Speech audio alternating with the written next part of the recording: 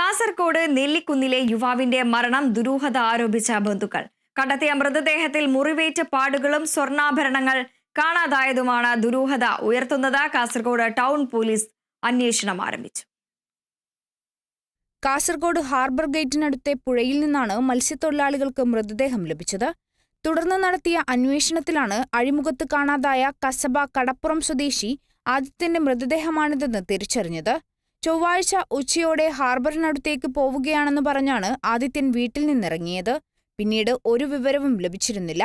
ആദിത്യനെ അഴിമുഖത്ത് വെച്ച് കാണാതായെന്ന സംശയത്തെ തുടർന്ന് തീരദേശ പോലീസും അഗ്നിരക്ഷാസേനയും ചൊവ്വാഴ്ച തെരച്ചിൽ നടത്തിയെങ്കിലും കണ്ടെത്താൻ സാധിച്ചിരുന്നില്ല. ഇതിനിടെയാണ് മത്സ്യത്തൊഴിലാളികളുടെ വലയിൽ മൃതദേഹം കുടുങ്ങിയത്. ആദിത്യന്റെ ശരീരത്തിലുണ്ടായിരുന്ന സ്വർണമാലയും സ്വർണവളയും നഷ്ടപ്പെട്ടിട്ടുണ്ട്. ശരീരത്തിൽ മർദ്ദനമേറ്റതിന്റെ പാടുകളുമുണ്ട്. ഇതാണ് മരണത്തിൽ ദുരൂഹതയുണർത്തുന്നത്.